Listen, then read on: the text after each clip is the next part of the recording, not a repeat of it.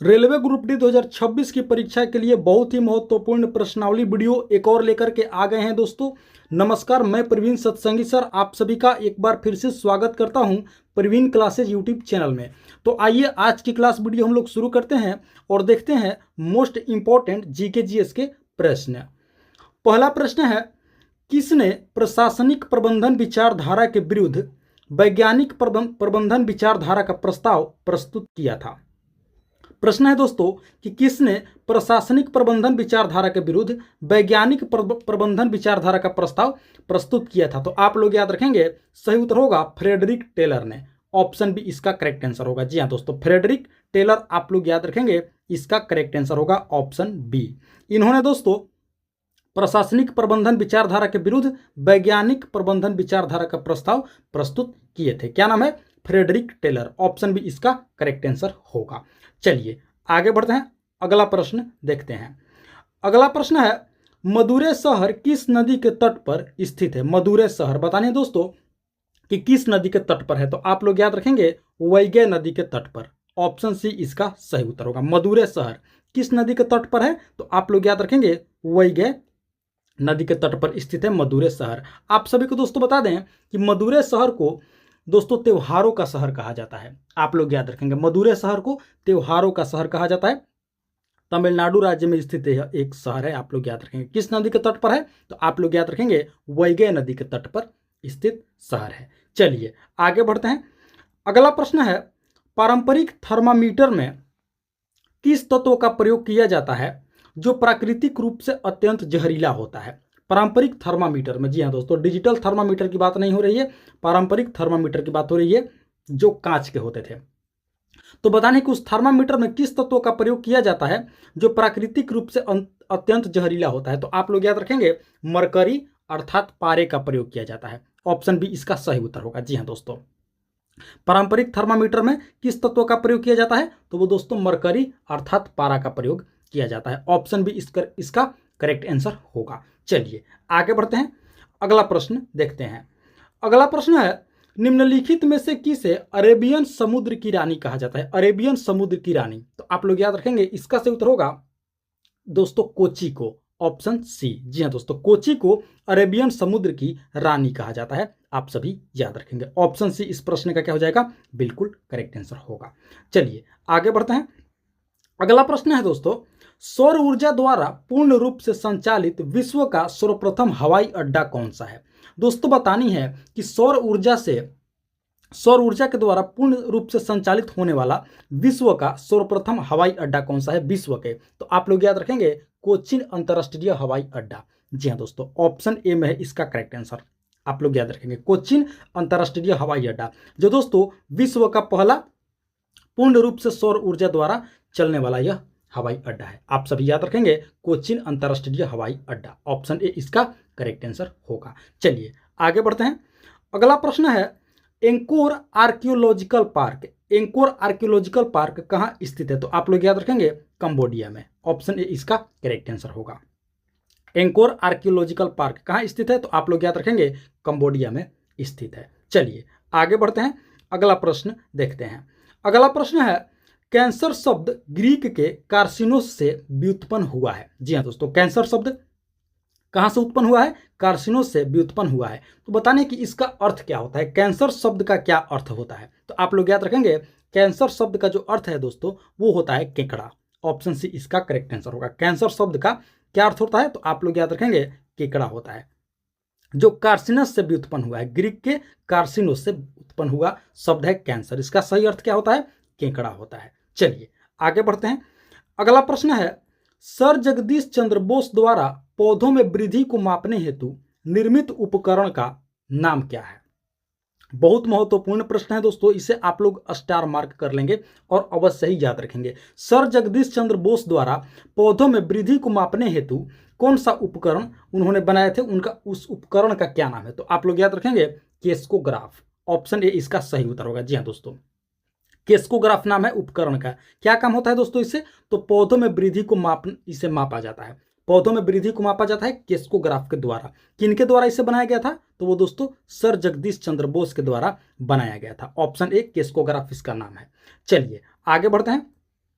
अगला प्रश्न है, एक फूली हुई रोटी में कौन सी गैस भरी होती है? एक फूली हुई रोटी में, तो आप लोग याद रखेंगे कार्बन डाइऑक्साइड। ऑप्शन बी इसका करेक्ट आंसर होगा। फूली हुई रोटी में कौन सी गैस होती है? तो आप लोग याद रखेंगे कार्बन डाइऑक्साइड अर्थात CO2 इसका करेक्ट आंसर होगा। चलिए आगे बढ़ते हैं, अगला प्रश्न देखते हैं।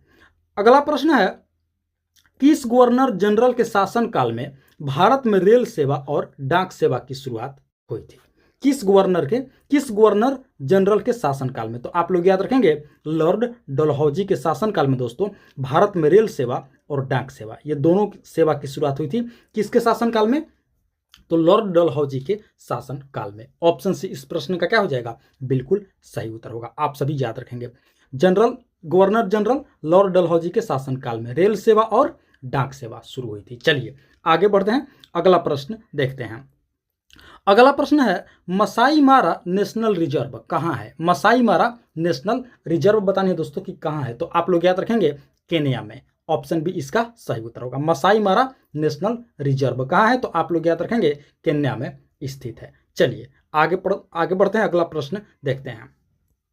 अगला प्रश्न है, प्लैनेट 9 क्या है? प्लैनेट 9 दोस्तों बतानी है कि क्या है, तो आप लोग याद रखेंगे बाहरी सौर प्रणाली में प्रस्तावित एक बड़ा बर्फीला ग्रह है। ऑप्शन डी इसका क्या हो जाएगा? बिल्कुल करेक्ट आंसर होगा। प्लैनेट 9 क्या है दोस्तों? एक बड़ा बर्फीला ग्रह है। ऑप्शन डी इस प्रश्न का क्या हो जाएगा? बिल्कुल सही उत्तर होगा। चलिए आगे बढ़ते हैं, अगला प्रश्न देखते हैं। अगला प्रश्न है, किस समकालीन चित्रकार ने महात्मा गांधी पर चित्रों की एक श्रृंखला बनाई थी? किस समकालीन चित्रकार ने? तो आप लोग याद रखेंगे अतुल डोलिया। ऑप्शन डी इसका सही उत्तर होगा। ऑप्शन डी इसका सही उत्तर होगा दोस्तों, आप लोग याद रखेंगे अतुल डोलिया ने दोस्तों महात्मा गांधी पर चित्रों की एक श्रृंखला बनाई थी। चलिए आगे बढ़ते हैं, अगला प्रश्न देखते हैं। दोस्तों अगले प्रश्न से पहले आप सभी से एक रिक्वेस्ट करूंगा कि अभी तक आप लोगों ने इस वीडियो को एक लाइक नहीं किए हैं, तो दोस्तों आप लोग इस वीडियो को एक लाइक जरूर कर देंगे। साथ ही साथ प्रवीण क्लासेज यूट्यूब चैनल पर आप लोग पहली बार विजिट किए हैं, तो दोस्तों इस चैनल को भी आप लोग क्या करेंगे? सब्सक्राइब जरूर कर लेंगे। इसी तरह का महत्वपूर्ण व प्रतिदिन महत्वपूर्ण प्रश्नावली वीडियो देखने के लिए, अपनी तैयारी को मजबूत करने के लिए चैनल को सब्सक्राइब कर लेंगे, वीडियो को लाइक कर देंगे और दोस्तों अपने दोस्तों में भी इसे जरूर शेयर करेंगे। जी हाँ दोस्तों, वीडियो को आप लोग शेयर जरूर करेंगे ताकि जितने भी आपके दोस्त हैं उन्हें काफ़ी मदद मिल सके और रेलवे में आप लोग सिलेक्शन ले सकें। आप लोग वीडियो को लाइक और चैनल को जरूर सब्सक्राइब कीजिएगा। चलिए अब आगे बढ़ते हैं, अगला प्रश्न देखते हैं। अगला प्रश्न है, भारत की सबसे लंबी नदी कौन सी है जो समुद्र में प्रवाहित नहीं होती है? बहुत महत्वपूर्ण प्रश्न है दोस्तों, आप लोग इसे अवश्य स्टार मार्क करेंगे और याद रखेंगे। भारत की वह लंबी नदी कौन सी है जो क्या होती है दोस्तों? जो समुद्र में प्रवाहित नहीं होती है, तो आप लोग याद रखेंगे वो नदी है यमुना। ऑप्शन बी इसका सही उत्तर होगा। जी हाँ दोस्तों, यमुना भारत की सबसे लंबी नदी वह है जो समुद्र में प्रवाहित नहीं होती है। आप लोग याद रखेंगे ऑप्शन बी यमुना। चलिए आगे बढ़ते हैं, अगला प्रश्न है, भूटान की राजभाषा कौन सी है? भूटान की राजभाषा बतानी है दोस्तों, तो आप लोग याद रखेंगे जोंगखा। जी हाँ दोस्तों, ऑप्शन सी इसका सही उत्तर होगा। भूटान की राजभाषा कौन सी है? तो आप लोग याद रखेंगे जोंगखा। चलिए आगे बढ़ते हैं, अगला प्रश्न है, प्रचुर मात्रा में उपलब्ध ज्वलनशील प्राकृतिक गैस कौन सी है? प्रचुर मात्रा में, तो आप लोग याद रखेंगे मीथेन। ऑप्शन सी इसका सही उत्तर होगा, जिसे दोस्तों मार्स गैस भी कहा जाता है। मीथेन गैस को मार्स गैस भी कहा जाता है। प्राकृतिक में सबसे ज्यादा दोस्तों प्रचुर मात्रा में यह उपलब्ध है। प्राकृतिक गैस है, क्या नाम है? मीथेन। ऑप्शन सी इसका करेक्ट आंसर होगा, आप सभी याद रखेंगे। चलिए आगे बढ़ते हैं, अगले प्रश्न की ओर चलते हैं। अगला प्रश्न है, 1998 में पोखरण में भारत द्वारा किए गए परमाणु परीक्षण का कोड क्या था? जी हाँ दोस्तों, आप सभी को पता होगा कि भारत ने अपना सफल परमाणु परीक्षण 1998 ईस्वी में राजस्थान के पोखरण में किया था। तो बतानी है कि इसका कोड क्या था, इस परीक्षण का क्या कोड था, उसका नाम क्या था? तो आप लोग याद रखेंगे इसका दोस्तों नाम था, कोड था, वो था ऑपरेशन शक्ति। ऑप्शन सी इसका सही उत्तर होगा। जी हाँ दोस्तों, 1998 में पोखरण में जो भारत द्वारा परमाणु परीक्षण किया गया था, इस परमाणु परीक्षण का जो कोड था वो था ऑपरेशन शक्ति। ऑप्शन सी इसका क्या हो जाएगा? बिल्कुल सही उत्तर होगा, आप सभी याद रखेंगे।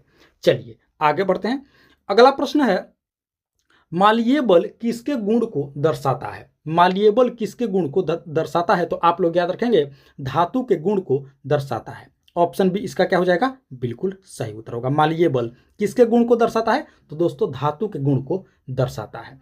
चलिए अगला प्रश्न देखते हैं।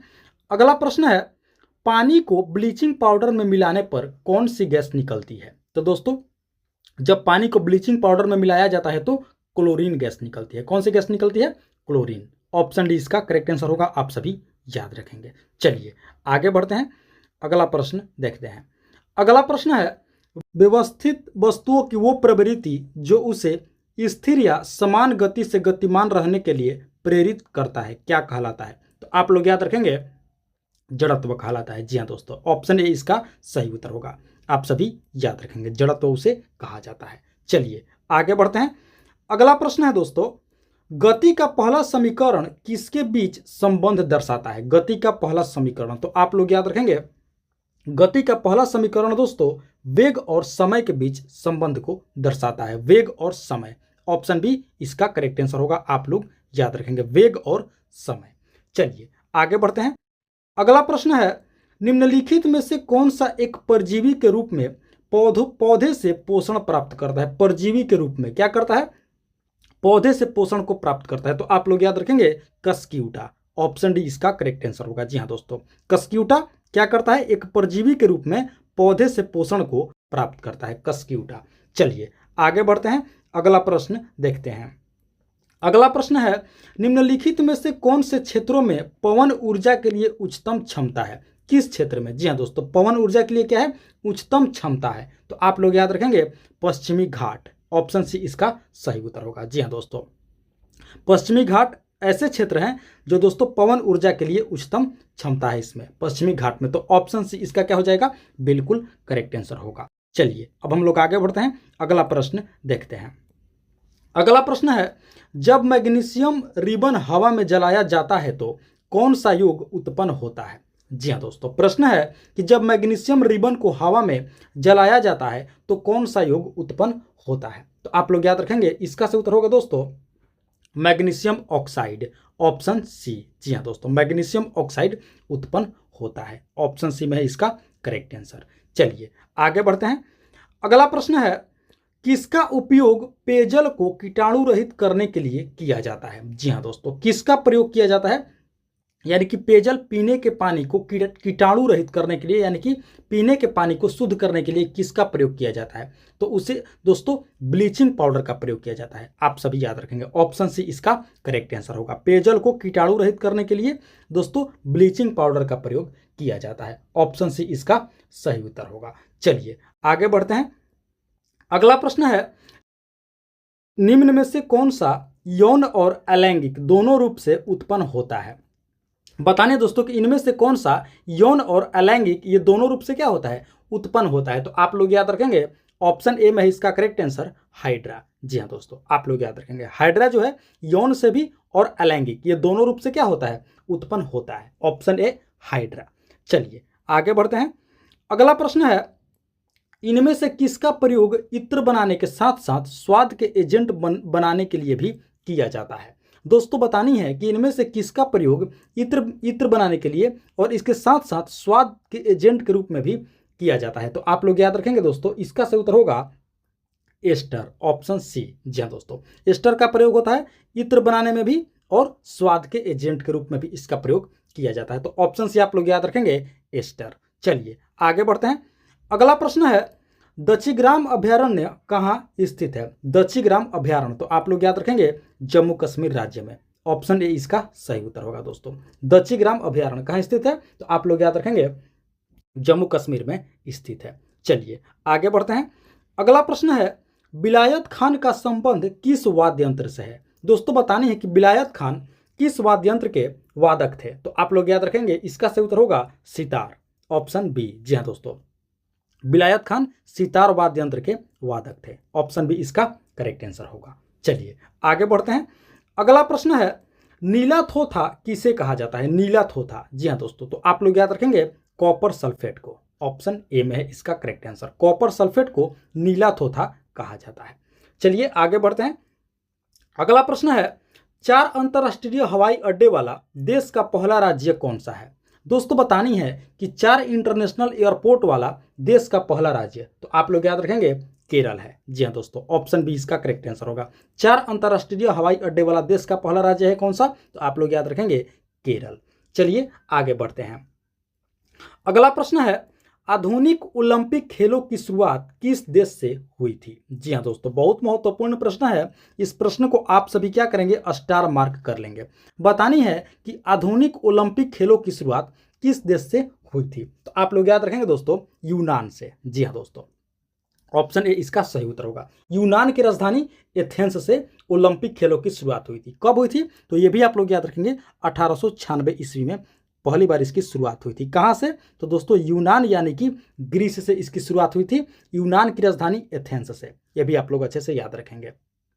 1896 ईस्वी में आधुनिक ओलंपिक खेलों की शुरुआत हुई थी। आप सभी अच्छे से याद रखेंगे, बाकी पॉइंट को भी आप लोग अच्छे से याद रखेंगे। तो ऑप्शन ए इसका सही उत्तर हो जाएगा दोस्तों। इस प्रश्न का करेक्ट आंसर हो जाएगा। चलिए आगे बढ़ते हैं। अगला प्रश्न है, जल का सबसे शुद्धतम रूप कौन सा होता है? देखिए दोस्तों, ये प्रश्न कल के क्लास में आप लोगों से पूछा गया था। हमने पूछा था कि जल का सबसे शुद्धतम रूप कौन सा होता है। कल के क्लास में आप सभी से यही क्वेश्चन पूछा गया था। तो आप लोग इसका सही जवाब याद रखेंगे, वर्षा का जल। जी हाँ दोस्तों, ऑप्शन बी में है इसका करेक्ट आंसर। जल का सबसे शुद्धतम रूप कौन सा होता है? तो वो होता है दोस्तों वर्षा का जल। आप लोग याद रखेंगे, जल का सबसे शुद्ध रूप होता है। तो ऑप्शन बी इसका क्या हो जाएगा? बिल्कुल करेक्ट आंसर होगा। अब आज का जो क्विज का प्रश्न है वो है, यक्षगान किस राज्य का लोक नृत्य है? जी हाँ दोस्तों, इसका जवाब आप लोगों को कमेंट करके बतानी है। यक्षगान किस राज्य का क्या है? फोल्क डांस है, लोक नृत्य है। आप लोग इसका जवाब क्या करेंगे? कमेंट करके हमें जरूर बताएंगे। तो दोस्तों, ये थी हमारी आज की रेलवे ग्रुप डी 2026 की परीक्षा के लिए अति महत्वपूर्ण सामान्य ज्ञान व सामान्य विज्ञान के प्रश्नावली वीडियो। आशा करते हैं इस वीडियो को आप लोग अंत तक जरूर देखे होंगे, एक एक प्रश्न को अच्छे से समझे होंगे और याद भी कर लिए होंगे। तो आप सभी से एक बार फिर से रिक्वेस्ट करूंगा कि इस वीडियो को आप लोग अभी तक एक लाइक नहीं किए हैं तो दोस्तों आप लोग इस वीडियो को एक लाइक जरूर कर देंगे। साथ ही साथ प्रवीण क्लासेज यूट्यूब चैनल पर आप लोग पहली बार विजिट किए हैं तो दोस्तों इस चैनल को भी आप लोग जरूर से जरूर सब्सक्राइब करेंगे। इसी तरह के महत्वपूर्ण प्रश्नावली वीडियो प्रतिदिन देखने के लिए, अपनी तैयारी को मजबूत करने के लिए चैनल को सब्सक्राइब कर देंगे, वीडियो को लाइक कर देंगे और शेयर भी जरूर कर देंगे। जी हाँ दोस्तों, शेयर भी बिल्कुल करेंगे, शेयर करना बिल्कुल ना भूलेंगे, जरूर से जरूर शेयर करेंगे और इसका जवाब आप लोग कमेंट करके जरूर बताएंगे। तो दोस्तों फिलहाल इस वीडियो में इतना ही। मिलते हैं एक और मोस्ट इंपॉर्टेंट वीडियो लेकर के। तब तक के लिए आप सभी का बहुत बहुत धन्यवाद। जय हिंद दोस्तों।